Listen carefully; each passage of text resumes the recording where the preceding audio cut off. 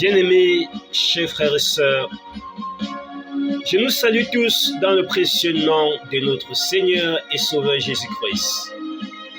Je suis heureux que nous soyons de retour en ligne après la brève trêve, indépendante de ma volonté en tant qu'être humain.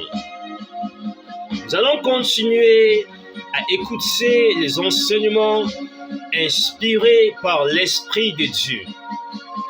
Le but déclaré étant de nous rapprocher de plus en plus du Seigneur et de nous mettre en garde contre tout ce qui n'est pas de Dieu, contre toute chose qui souille l'âme et qui peut nous détourner des voies de Dieu. Aujourd'hui en particulier, nous allons parler de 7 raisons pour lesquelles la femme Jézabel insiste qu'elle doit enseigner le peuple de Dieu. La première raison, c'est qu'elle veut méconduire, elle veut égarer le peuple de Dieu. La deuxième raison, c'est qu'elle veut ensorceler les gens dans l'église locale. La troisième raison, c'est qu'elle veut posséder les chrétiens en général et les chrétiens faibles en particulier.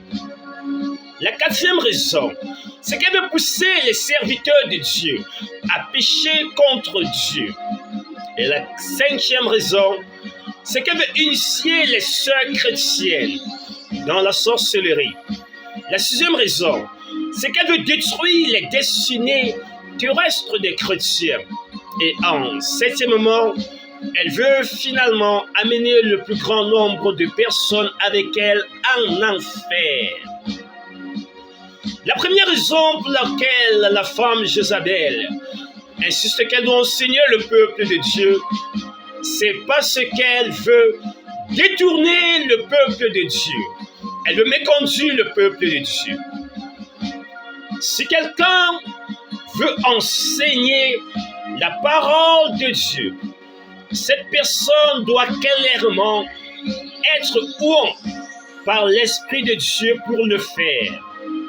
Parce que le seul véritable enseignant de la parole de Dieu, c'est le Saint-Esprit lui-même.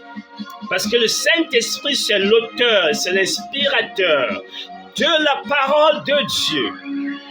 Il est écrit dans le livre de Jean, chapitre 16, le verset 13. « Quand l'Esprit de vérité viendra, il vous conduira dans toute la vérité. » Si quelqu'un enseigne la parole de Dieu sans être oué et conduit par la parole de Dieu, cette personne est simplement un agent des ténèbres, un instrument dans les mains de Satan qui méconduira les hommes. Dans le livre de 1 Timothée, chapitre 2, et le verset 12, le Seigneur, par la voix de l'apôtre Paul, dit que la femme ne doit pas enseigner à l'église ou exercer un ministère quelconque où elle aura l'autorité sur l'homme. L'apôtre Paul nous aurait déjà dit en 1 Corinthiens chapitre 14 et le verset 37 que ce qu'il dit au sujet du ministère de la femme à l'église ne vient pas de lui, mais que cela est une instruction, une recommandation, un commandement du Seigneur. Ainsi donc, l'Esprit de Dieu ne pourra pas aller à l'encontre de la parole de Dieu en établissant les femmes comme ministres de la parole dans le corps de Christ. Les femmes qui s'entêtent, malgré l'interdiction de la parole de Dieu enseignée à l'Église, le font sous l'inspiration de l'esprit de Jézabel et le but clair, c'est de méconduire le peuple de Dieu. La deuxième raison pour laquelle la femme Jézabel insiste qu'elle doit enseigner dans l'église locale, c'est parce qu'elle veut ensorceler les membres de l'église locale. La femme Jézabel connaît la puissance de la parole. Et rappelons-nous ceci. Les gens sont ensorcelés par le moyen des paroles qui leur sont dites. En livre de Galates chapitre 3 et le verset 1, l'apôtre Paul écrivant dit ceci: Ô Galates, qui vous a ensorcelé? Qui vous a ensorcelé, vous, devant qui Christ a été peint comme crucifié? D'autres versions diront: qui a jeté un sort mauvais contre vous? Comment est-ce qu'on jette un sort mauvais contre quelqu'un? C'est par le moyen de la parole déclarée. Ainsi donc, si la femme Jézabel insiste qu'elle doit enseigner le peuple de Dieu, parce qu'elle connaît que c'est un moyen d'ensorcellement. En troisièmement, la femme Jézabel insiste d'avoir un ministère d'enseignement, malgré l'interdiction de la parole de Dieu, parce qu'elle veut posséder les chrétiens en général et les chrétiens faibles en particulier. Les esprits sont communiqués par le moyen de la parole. C'est ce que la Bible nous révèle dans le livre d'Ézéchiel, chapitre 2 et le verset 2. Ézéchiel 2, verset 2 dit: L'Esprit entra en moi quand j'écouta la parole. Bien-aimés chers frères et sœurs, lorsque tu écoutes la parole des hommes de Dieu, remplis de l'Esprit de Dieu, l'onction de ces hommes finira par être sur toi. Il en est de même. Lorsque tu écoutes les personnes qui sont remplies d'un esprit contraire, l'esprit contraire en eux va également te posséder.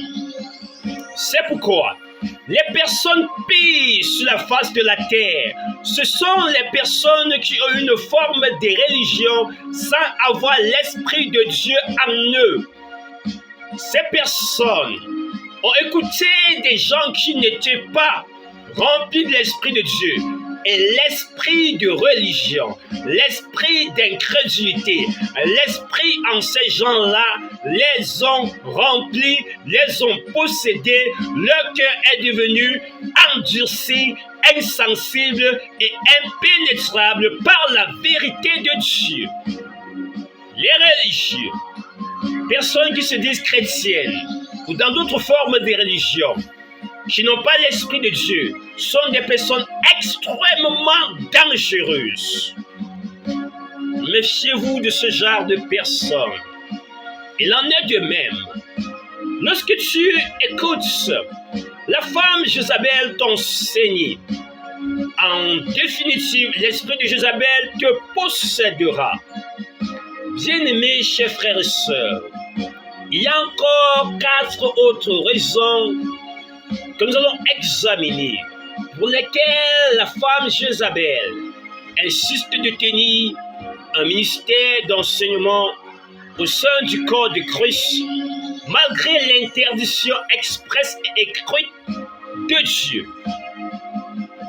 Nous allons examiner ces 4 autres raisons dans la suite de nos enseignements. Et nous allons bel et bien sûr, aller au travers de bien d'autres révélations, de bien d'autres enseignements qui vont préparer ton cœur, qui vont préparer ton âme au second retour de Jésus-Christ. Reste connecté à ce canal parce que je suis persuadé que par la grâce de Dieu et par l'aide de l'Esprit de Dieu, nous allons être édifiés, nous allons être préparés afin de pouvoir attendre le grand événement de l'enlèvement, afin d'avoir l'assurance et ne pas avoir la honte lorsque le Seigneur paraîtra. Au nom de Jésus-Christ, je prie pour toi. Amen.